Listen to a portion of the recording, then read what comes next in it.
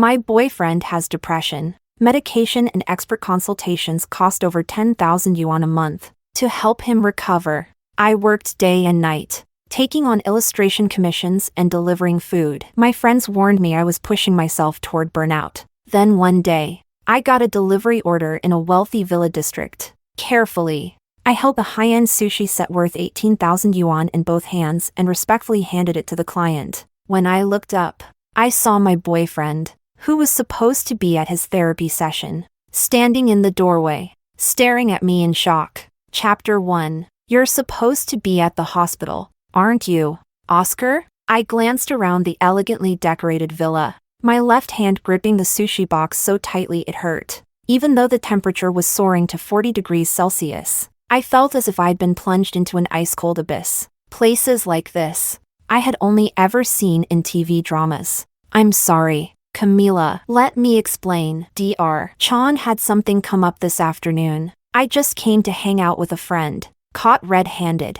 Oscar awkwardly tugged at my sleeve. His usual way of apologizing. It always worked, but not this time. I coldly brushed his hand away. His tailored designer shirt was from a brand so exclusive I couldn't even name it. How ironic, it suited his rich kid aura far better than the cheap, basic outfits he used to wear around me. Lowering my gaze, I pulled out my phone and opened the appointment page for King Shancheng Hospital. Dr. Chan still had open slots today. The effort to expose his lie didn't even feel worth it. Taking a deep breath to steady myself, I spoke with a calm, measured tone. Oscar, are you having fun, playing the role of a broke, depressed boy in front of me, pretending you can't even afford a cup of milk tea, when in reality, you're a rich heir who spends 18,000 yuan on a single meal? My lips trembled as I glared at him, tears unknowingly welling up in my eyes. You really think you can treat me like a fool and get away with it?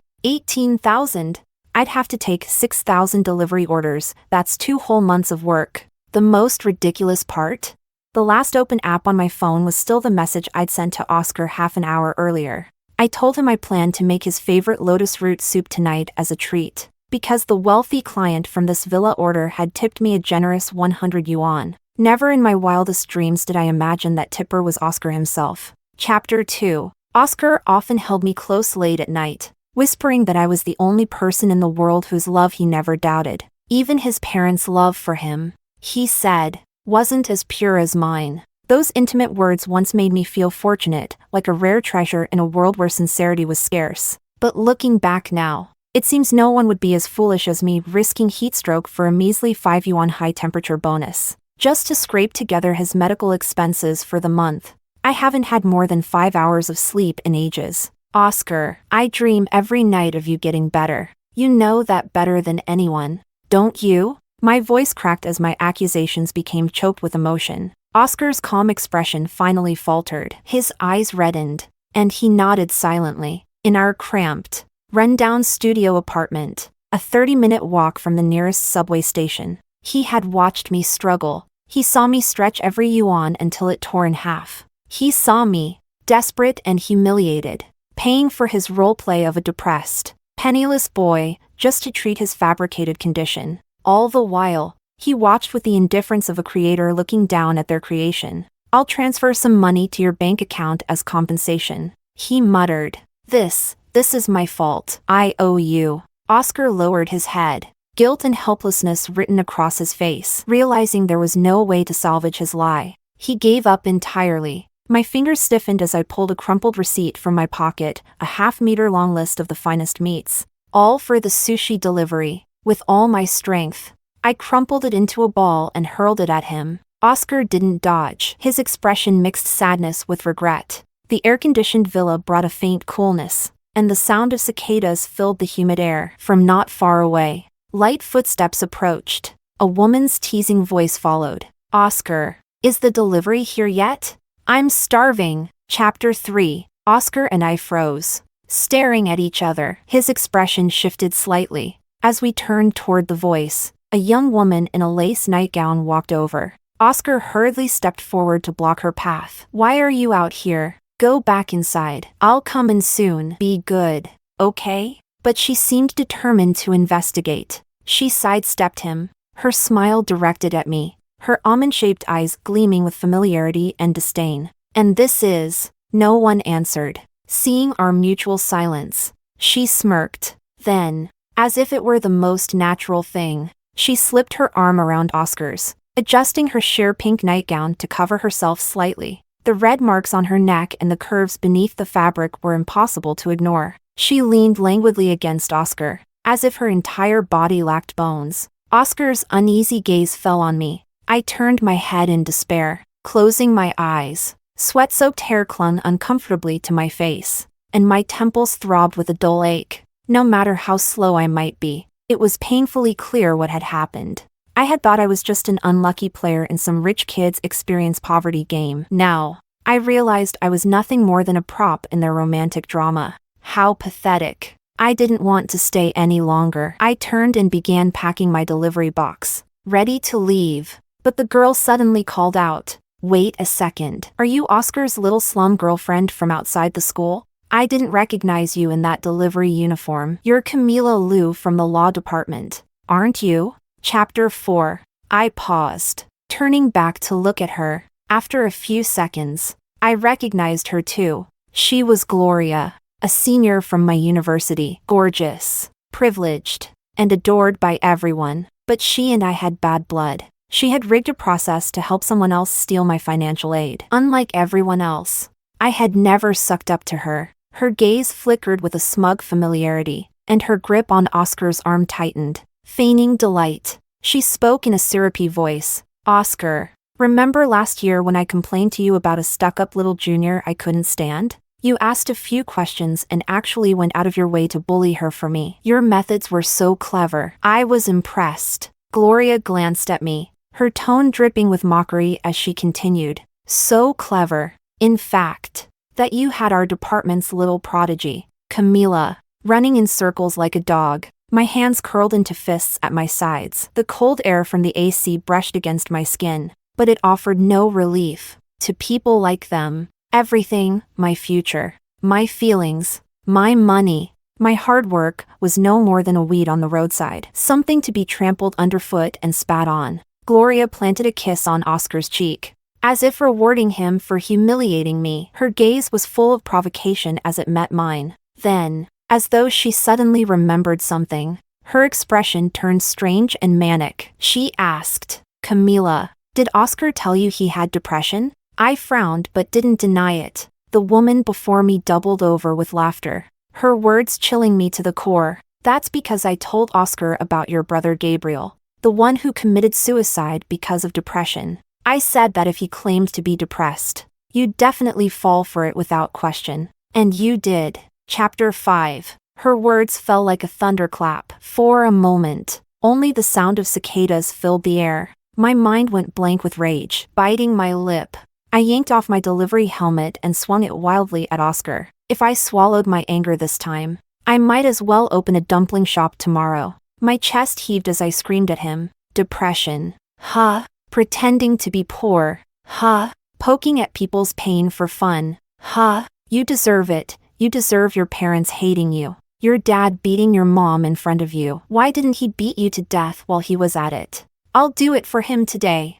Over the year I'd spent with Oscar, whether it was acting or real feelings, we had shared our vulnerabilities. I knew his deepest wound, the cold indifference and neglect of his parents, leaving him bereft of familial love. And now, I used it as a weapon to curse and destroy him, before either of them could react. I smashed the helmet into his face again, my vision blurred from rage and exhaustion. Months of overwork caught up with me, and my head spun the moment Gloria mentioned my brother Gabriel. The thread of reason I'd clung to all afternoon snapped completely. He was my one untouchable sore spot. Oscar didn't fight back as Gloria pulled me off him. Blood covered his hands as he clutched his mouth. "Are you okay, Oscar? I'll call the police. How dare this lunatic hit you? My dad will." "Don't," Oscar interrupted, grabbing Gloria's hand and shaking his head. "No, don't. This is all my fault." He straightened his disheveled hair and approached me.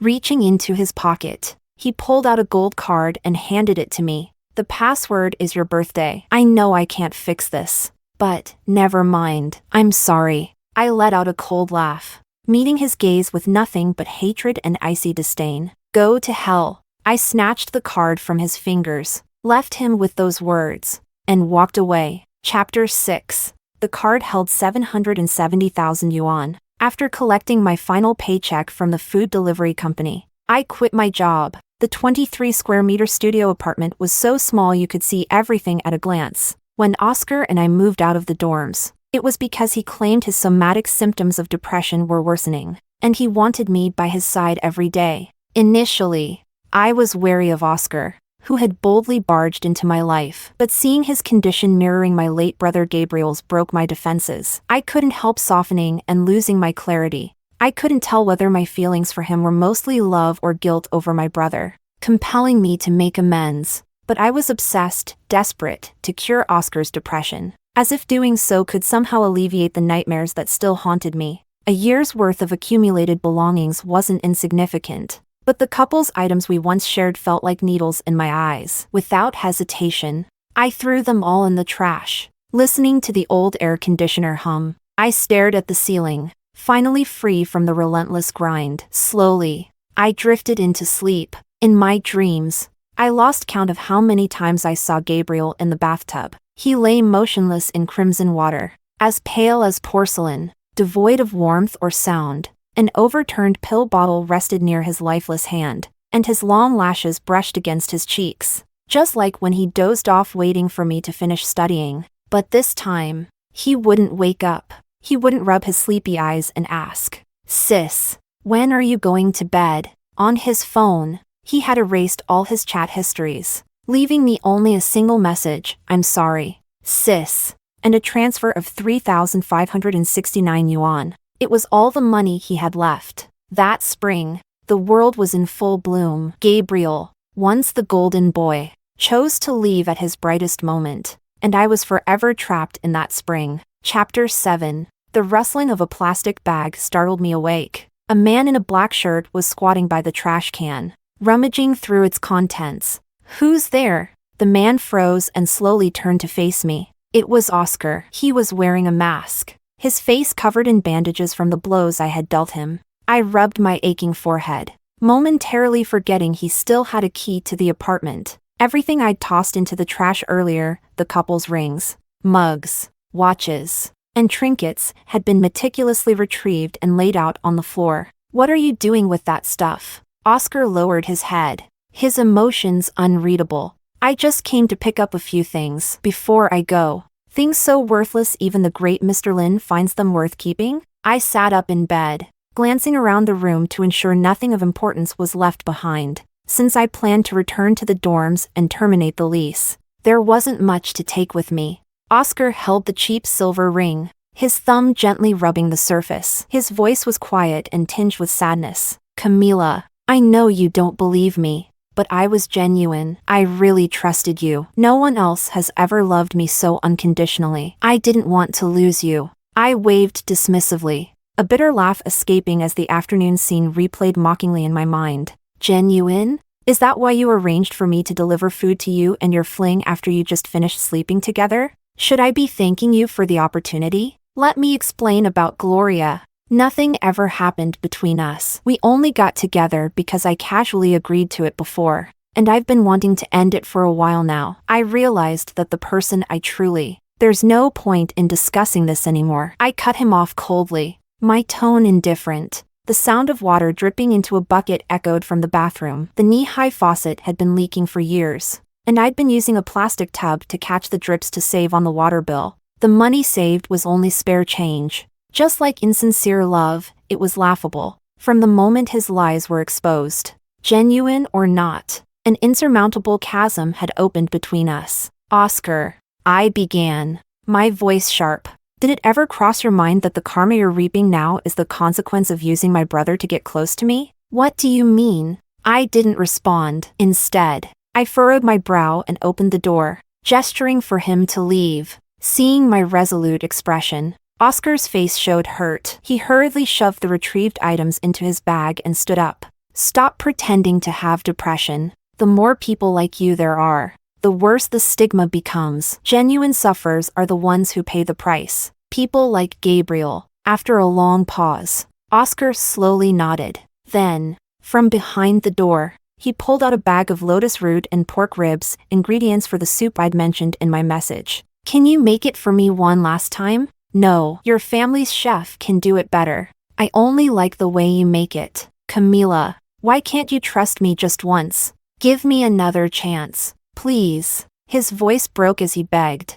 I hadn't expected the once arrogant heir of King Shanxing to wear such a desperate expression. At this moment, his words seemed entirely out of place in this game of poverty simulation. Regardless of his sincerity, I remained silent, unmoved. Realizing my rejection, he reached for my hand but let it drop before making contact. At the doorway, his reddened eyes turned back to meet mine. Do you still love me? I don't. Could you ever love me again? I couldn't. Chapter 8. After Oscar left, I began sorting through the apartment, preparing to return to the dorms the following week. By late at night, I was slumped on the couch, my eyes falling on a locked box in the corner of the wardrobe. It contained Gabriel's belongings. Gabriel and I were twins. After our parents divorced, they started their own families. We became the unwanted byproducts of their youthful recklessness. Neither wanted to take responsibility, nor did they look back.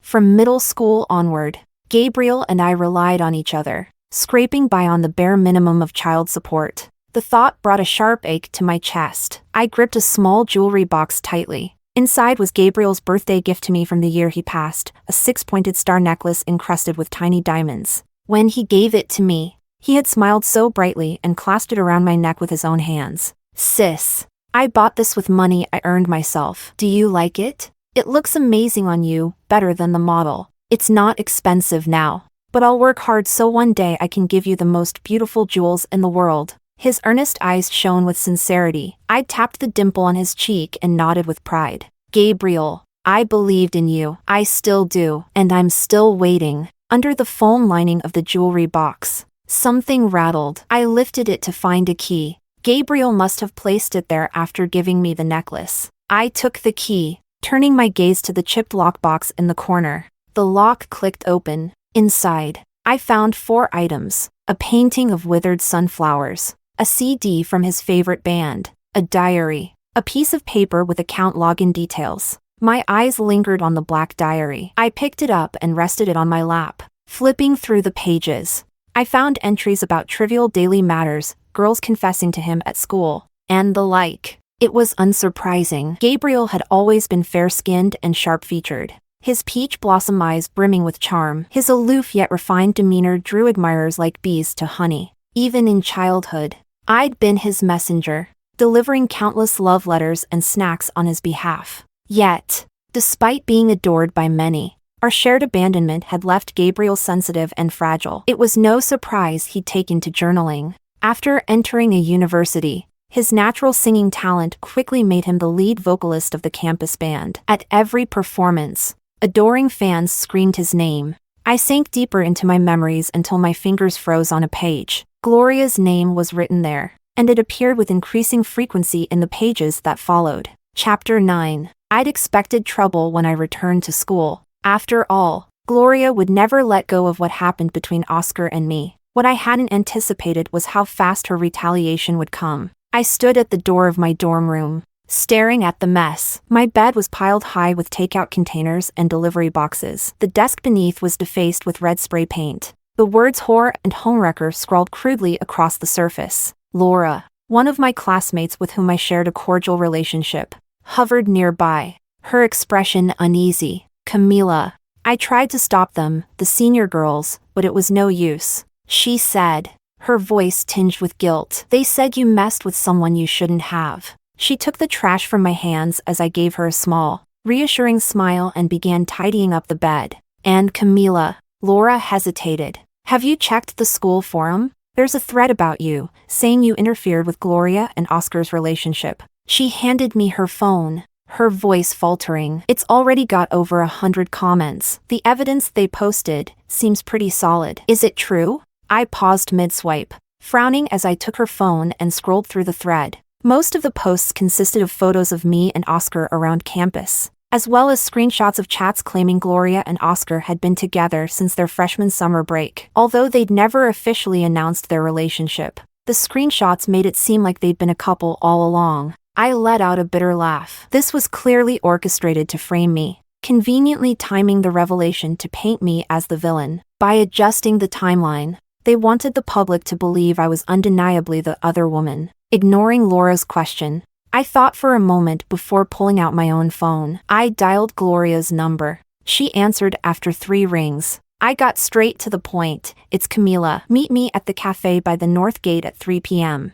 The noise on her end quieted briefly before Gloria chuckled derisively. Well, if it isn't our campus genius, feeling regretful and ready to apologize? Too late. I have no interest in apologizing. I interrupted. This is about Gabriel. Her laughter stopped abruptly. There was a long silence on the other end. Then Gloria's voice came through, subdued and cautious. Fine, I'll be there. Chapter 10. The 3 p.m. sun wasn't as scorching as midday, but it was still oppressive. I stirred my latte, taking a small sip, my thoughts circling around the fragments of Gabriel's diary that mentioned Gloria. The chime of the cafe doorbell interrupted my reverie. The sharp click of high heels stopped in front of me. Gloria was wearing a blue and white spaghetti strap dress. It was the first time I'd really looked at her. Her delicate features and petite frame gave her an air of innocence, but her eyes betrayed a sharpness that clashed with her appearance. I lowered my gaze, suppressing a surge of disgust. Still nauseating, she sat across from me, placing her designer bag on the table, and got straight to the point. What about Gabriel? I didn't bother with pleasantries. You were in love with Gabriel, weren't you? Her hand, which had been flipping through the menu, froze. The soft pink polish on her nails dug into the page. For a brief moment, pain flickered in her eyes, but she quickly masked it. Where'd you hear that? Don't be ridiculous. Why would I like someone like him? Her tone was haughty as ever, but the forced smirk gave her away. Gabriel mentioned you a lot in his diary. I said calmly. He wrote that you confessed to him 27 times. I set down my teaspoon, my voice leaving no room for argument. The rich aroma of coffee filled the air, and the cafe owner was busy in the kitchen. Gloria's pupils shrank, her lips parting as if to speak,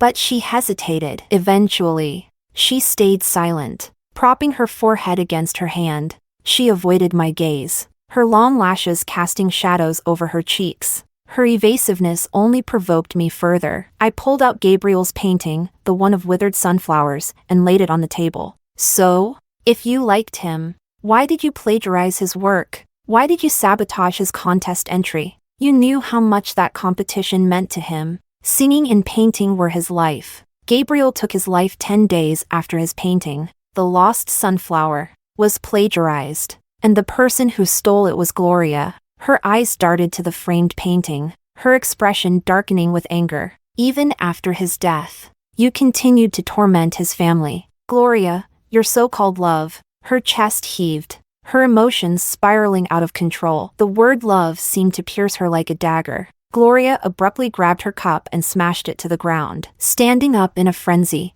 she glared at me, tears in her eyes, and screamed, "What do you know? What could you, as his sister, possibly understand about him? What right do you have to question my love for him?" Yes, I loved him. He was the first person I ever truly loved. I gave him everything I could. When he liked a band, I bought 10 copies of their albums. When I didn't know which sneakers he preferred, I bought them all and gave them to him. Even though I got nauseous playing those stupid shooting games he liked, I learned them just to have something to talk about with him, whether it was money or my heart. I offered it all to him on a silver platter. You don't understand anything. Do you know how humiliating that was for me? He rejected me 27 times, but it didn't matter. It really didn't. I was willing to endure it because I loved Gabriel so much. Gloria broke down, her voice hoarse from crying. She collapsed back into her seat, her eyes filled with despair as they met mine. Tears streamed down her face endlessly. Her confession left my carefully guarded composure in ruins. This truth only deepened my confusion, and I pressed on. Then why? Why plagiarize him? Do you know he died 10 days after that contest? Do you know how deep the cuts on his wrists were? how determined he was to die. Gloria, tell me, weren't you one of the people who killed him? My voice cracked from urgency, my breathing uneven. The haunting image of Gabriel returned to my mind like a nightmare. Gloria trembled, her lips moving as if to reply, but no words came. Her eyes were blank with confusion. She fumbled in her bag for a cigarette,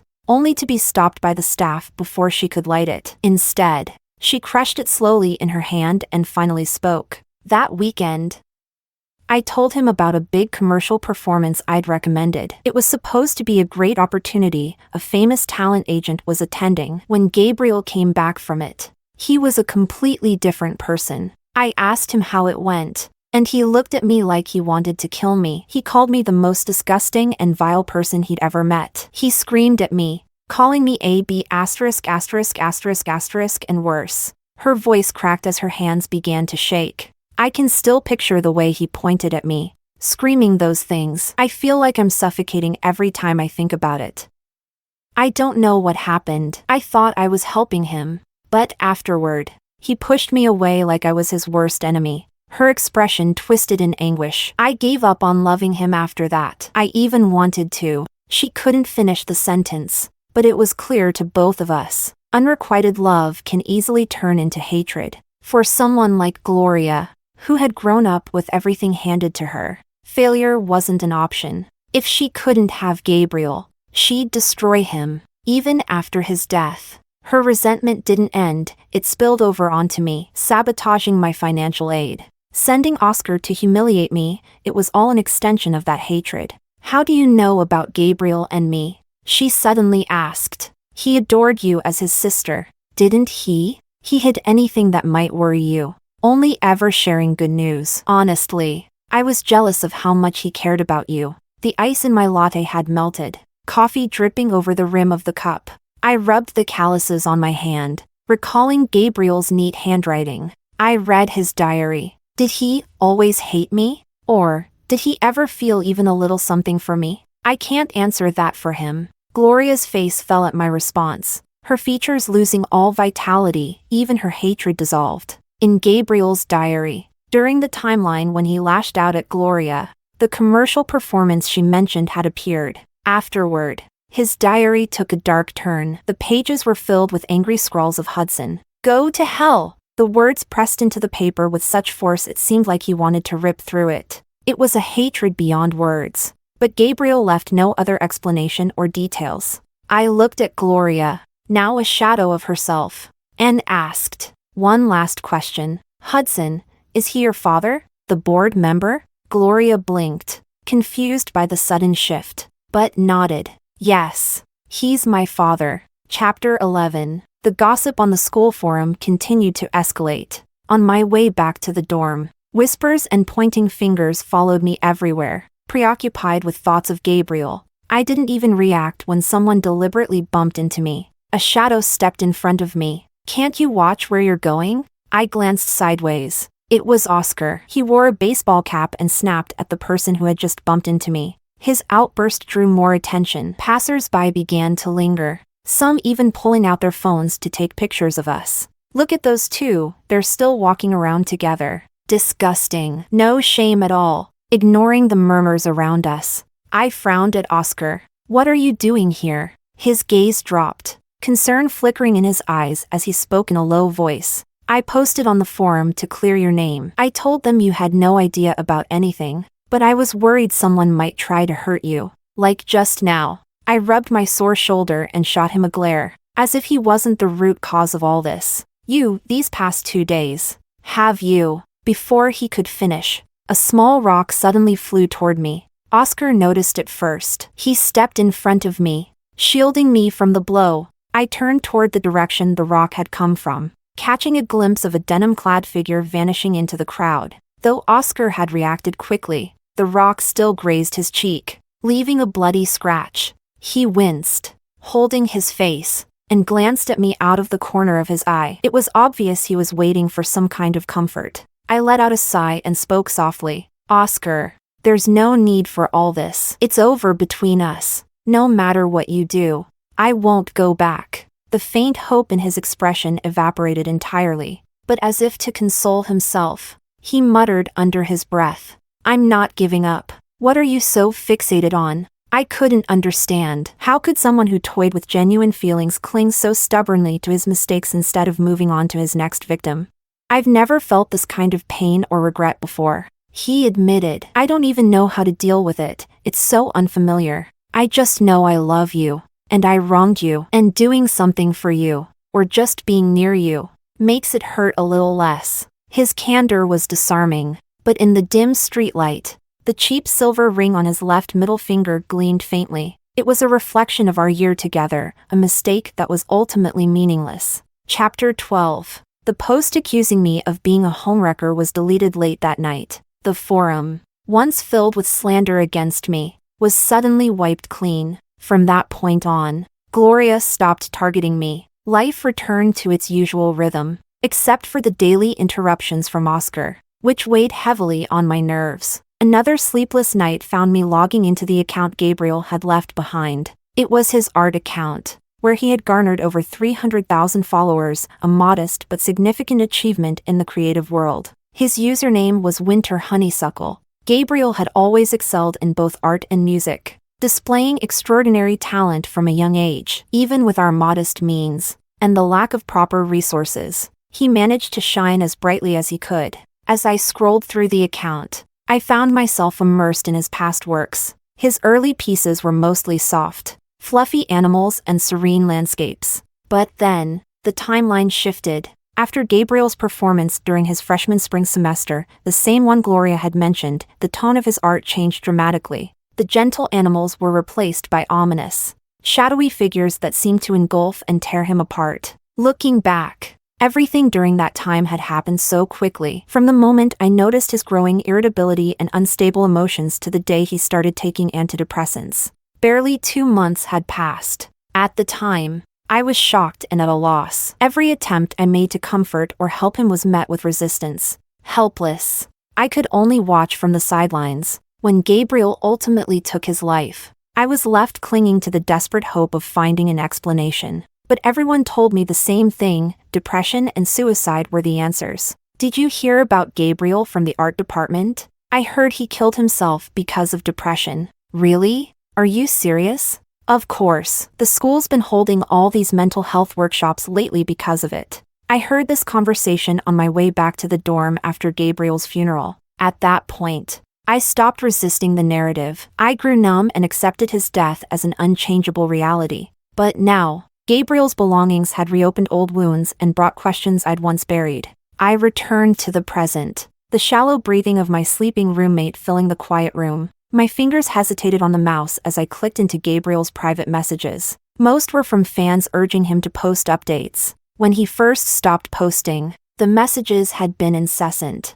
But over time, as his absence stretched on, they dwindled. By now, very few people remembered Winter Honeysuckle. That was when I noticed a single user who had been messaging consistently over the past 2 years. Their profile picture was a wintry landscape, and their username was simply Stream. The messages were a mix of confessions, regrets, and remorse. From the contents, I gathered that the sender was also a student at a university. The most recent message read, "Gabriel, I'm sorry. I've learned the truth, but I can't avenge you."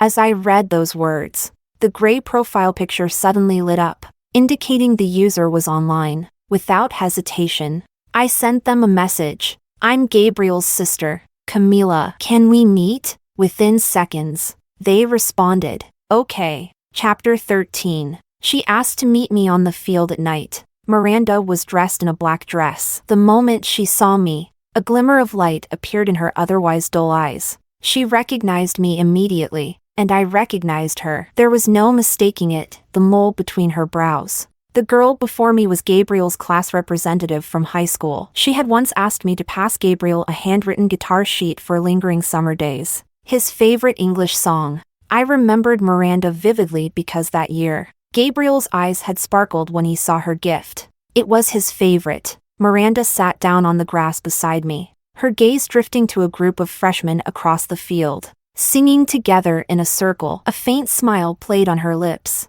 I used to sit here too, watching Gabriel sing. There were so many people around him back then, way more than now. I had to search every angle to catch even a glimpse of his profile. Her voice was soft, filled with a tender nostalgia. It was as if time had rewound to 2 years ago, with Gabriel sitting at the center of the field, strumming his guitar and singing his original love songs. But as the distant noise grew louder, Miranda's expression darkened. I regret it so much. I've been secretly in love with Gabriel for 6 years now. I followed him all the way to a university, but even after all this time, I never mustered the courage to confess before he was gone. Just if, he'd known that one more person loved him, do you think he might have held on a little longer? Her voice broke, and her eyes brimmed with sorrow as she confided in me. I reached out and patted her shoulder, intending to comfort her, but I realized, with a pang, how thin she had become, nearly skeletal. Miranda's gaze shifted back to the group of singing students, her expression suddenly turning calm and cold, as if she'd recalled something. "Sister," she began, her voice steady yet icy. "Do you know Hudson, the school board member?" My heart skipped a beat, and I nodded slightly. "He's the one who killed Gabriel." Her words sent a chill down my spine. That commercial performance Gabriel did during his freshman year, I was there. I planned to stop him after the show to confess my feelings. But instead, I saw him and his bandmates get into Hudson's car. He lied to Gabriel, saying a big entertainment company was interested in signing him and the band. He set up a meeting under that pretense. But after that, Miranda's voice trembled, her words faltering. The night breeze lifted the hem of her dress, and I could see her entire body trembling. She hugged herself tightly, tears streaming down her face. After Gabriel died, I started secretly investigating Hudson. I just knew he was connected. I found out he often dines with other board members at the Mingyu Hotel. So I got a job there. 2 years. I've worked there for 2 years. And finally, one night, when he was drunk, I recorded evidence. Miranda lowered her head, rummaging through her bag. In her haste, a bottle of pills fell out. I froze, recognizing it immediately. My nose stung as tears threatened to spill. I knew exactly what those pills were for. Gabriel had taken them. I had bought them for Oscar too. Her bony hands trembled as she opened her phone and handed me an earbud. The recording began with muffled background noise, men exchanging sycophantic remarks. Then, a deep male voice spoke. "This one wasn't much fun. Shin always picks the best. That little actor seemed promising, but he didn't cut it for you. Huh? Not even close." Honestly, my favorite over the years was still that band's lead singer. I'd been eyeing him for ages, since the freshman welcome party. I tricked him into thinking Star Entertainment would sign the whole band, just to get him to the party. Got him wasted on booze and into bed. Such smooth skin, definitely worth it. Who was that? The one who killed himself later. What was his name? Jiang something.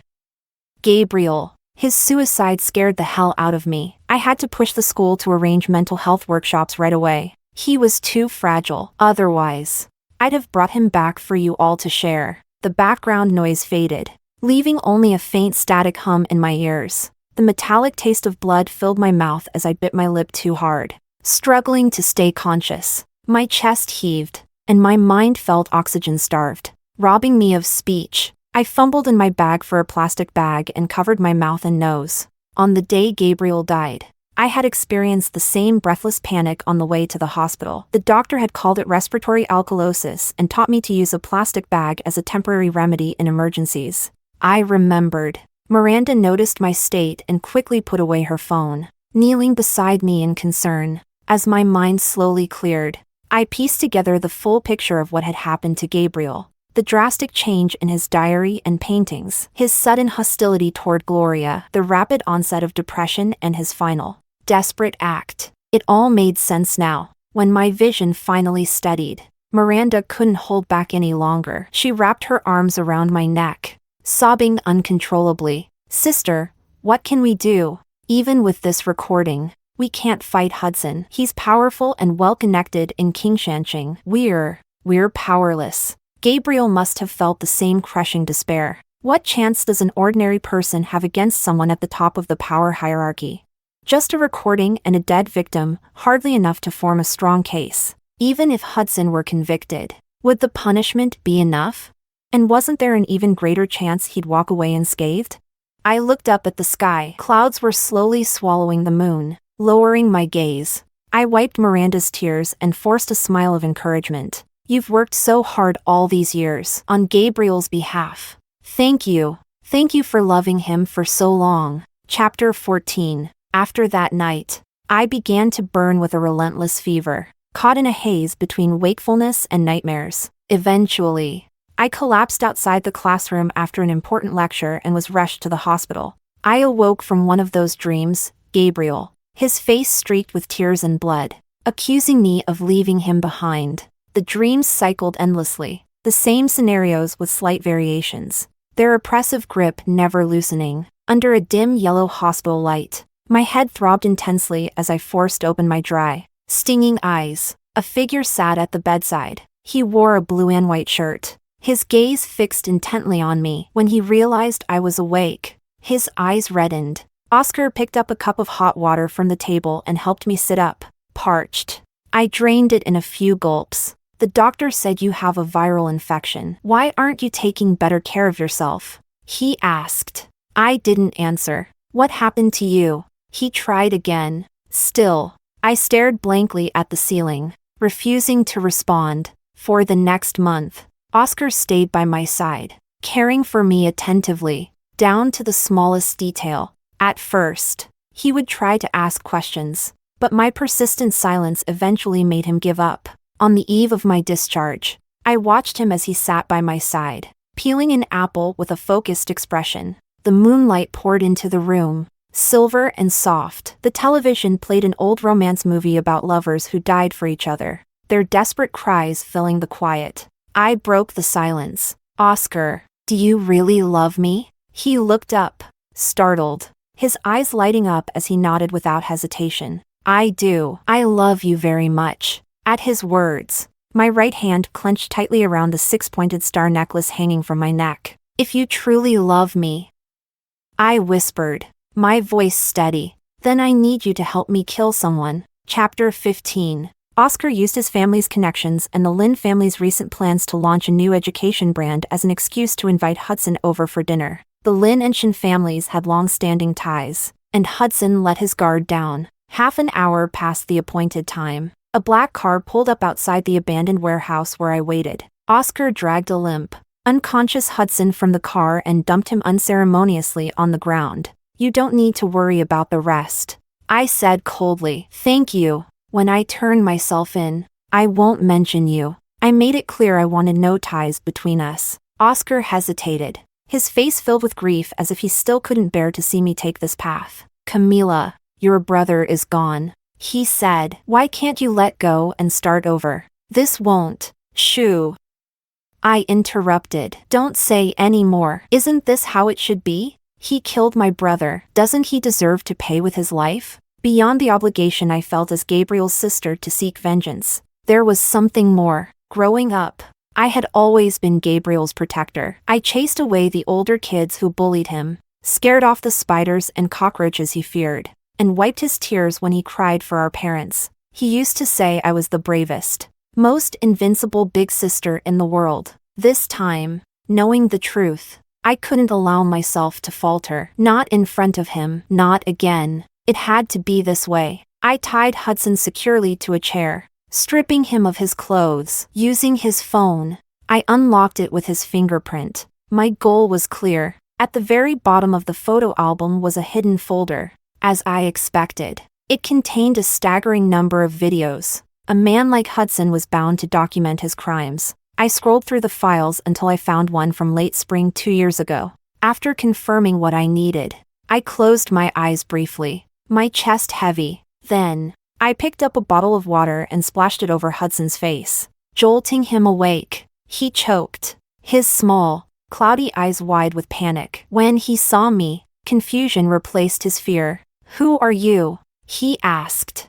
I didn't respond. Hudson glanced around, trying to gauge his situation, then forced a calm facade. Did we have some kind of misunderstanding? Do you remember Gabriel? I asked. Hudson's brow furrowed, and his shoulders shifted subtly as he tested the restraints. But there was no escape. I had tied him so tightly my palms bled. "I don't know anyone by that name." "You must be mistaken," he replied smoothly. "I'm his sister," I said, my voice steady. "Don't worry, I just have a few questions for you." Hudson's calm veneer cracked, realizing who I was. And that escape was impossible. His body began to tremble. Feigning ignorance was no longer an option. Lowering his head, he started begging for mercy, his frantic movements flinging sweat everywhere. "I'm sorry. I was drunk. I made a mistake that night. If you want money or for me to confess, I'll do it. Just spare my life, please." I stared at him coldly, picking up the knife I had prepared. Seeing that his pleas fell on deaf ears, he resorted to threats. "Think carefully. If you do anything rash, you'll face the consequences under the law. And don't forget, I only need to lift a finger to make you disappear in Kingshanshing without a trace." I smirked, my grip on the knife steady. "Tell me, Hudson," I said, cutting through his bluster. "Do these videos on your phone have any backups?" Hudson froze, his face paling as he understood what I meant. His jowls quivered, and sweat poured down his face in torrents. Finally, his voice shaking, he stammered, "And no, there are no backups." Without hesitation, I raised my hand and brought the knife down on his right hand. "Ag!" His agonized screams echoed through the warehouse. "Stop wasting time. Tell the truth," I said flatly, my gaze on the pool of blood spreading across the floor. When he didn't respond, I raised the knife again, this time aiming for his left hand. "The second-floor study at my house, third room on the left by the staircase. The second drawer on the innermost shelf," he blurted out, his voice trembling.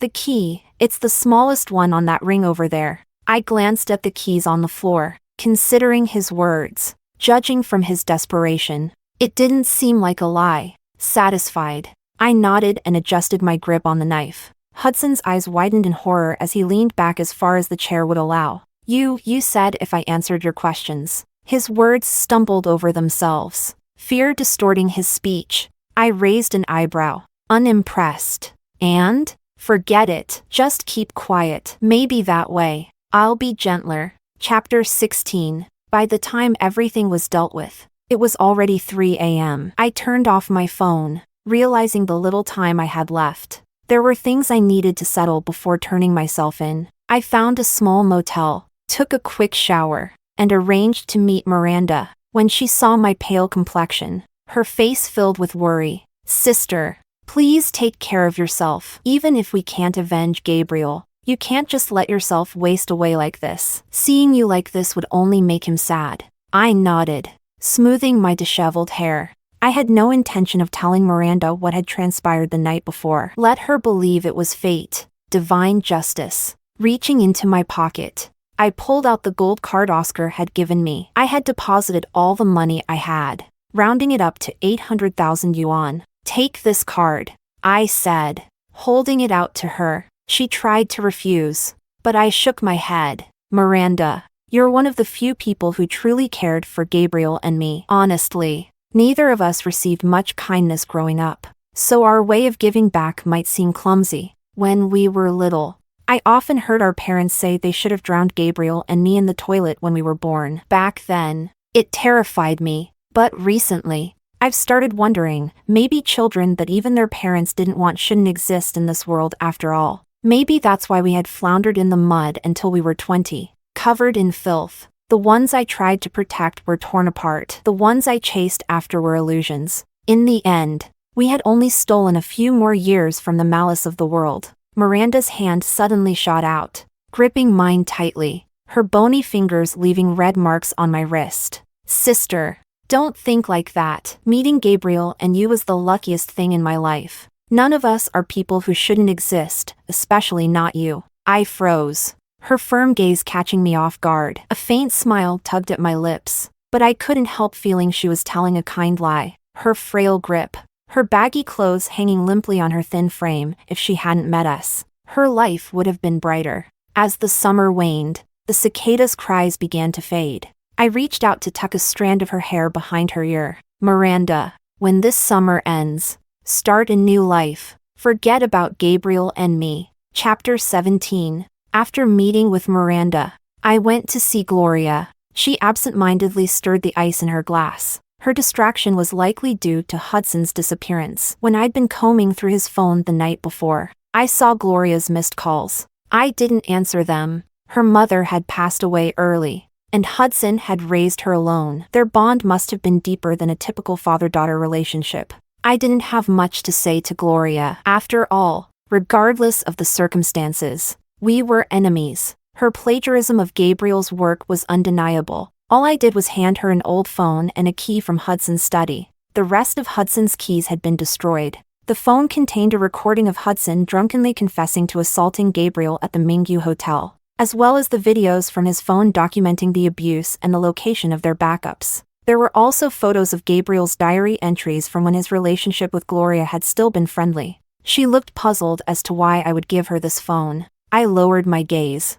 smiling faintly. The password is Gabriel's birthday. You remember it, don't you? Gloria nodded. 030209. It seemed there was some truth to what she had said about her feelings for Gabriel. After all, she still remembered his birthday. Gloria. There were only 4 things among Gabriel's belongings. One of them was the record from Yinjiao band that you gave him. If you look through the phone, you'll learn the whole truth. While he was alive, he still thought of you as a good friend. At my deliberate hint, a frenzied hope sparked in her eyes. She immediately pulled out the phone, ready to dive into its contents. I didn't stop her, nor did I linger. Chapter 18. I planned to sleep somewhere before turning myself in. That night, I slept deeply and peacefully, waking only when I felt rested.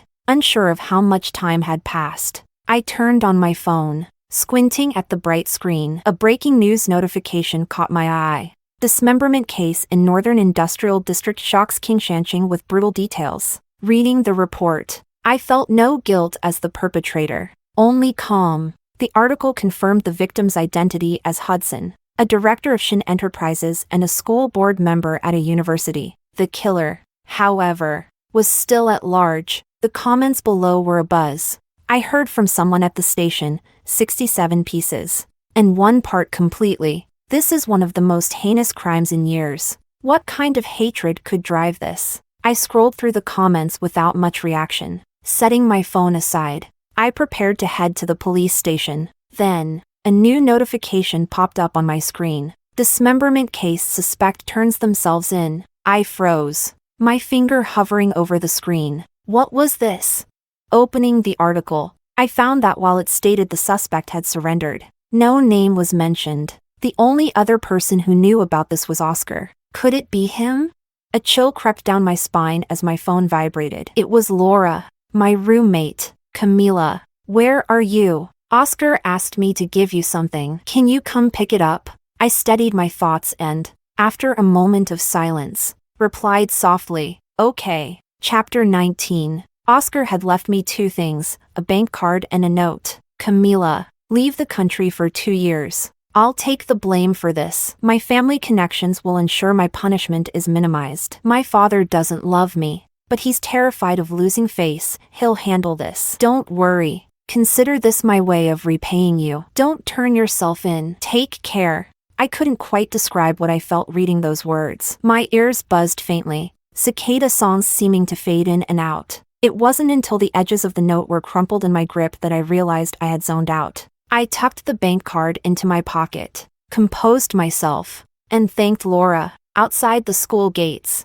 I hailed a cab. Where to? The driver asked. To the North Industrial District Poly. Wait. To the cemetery. That night, I spent hours at Gabriel's grave. The next day, I left the country. Chapter 20. Over the years abroad, my life revolved around updating Gabriel's art account. Thankfully, I'd done freelance work in the past, so I had some skills. While I could never match his talent, I managed to grow the account steadily over 5 years. This spring, I decided to return home. When I arrived in Qingshanqing, Miranda met me at the airport with a bouquet of tulips. She was now a top talent agent at an entertainment company. As we sat across from each other, tears welled in her eyes. Cammy, I didn't think I'd ever see you again. Thank you for everything you've done. Her voice trembled, and she sobbed for a full minute before continuing. She told me that after Hudson's death,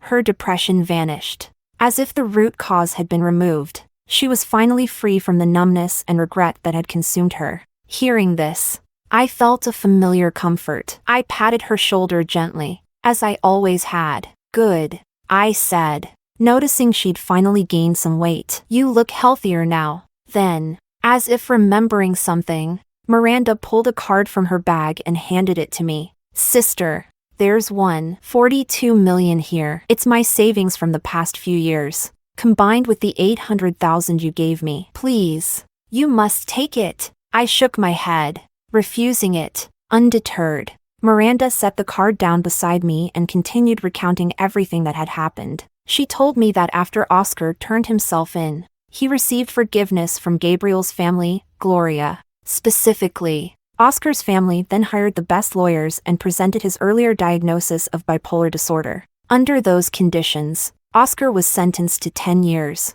As for Gloria, she had suffered a mental breakdown shortly after her father's death 5 years ago. She now lived in a psychiatric hospital but visited Gabriel's grave every spring. Hearing all this, I nodded slightly. These names, these people, familiar yet distant, felt like ghosts from a past life. I wanted to forget them. As our conversation wound down, I asked Miranda teasingly, "Have you been dating over these past 5 years?" Her expression darkened, and she twisted her hands nervously. "No," she admitted. "Why not?" "Because the person I met in my youth was unforgettable." Chapter 21. Late at night, a soft breeze blew through my room. I opened Gabriel's account and uploaded one of his winter landscape paintings. Beneath the painting, I wrote, "May you live a peaceful and happy life in the next one."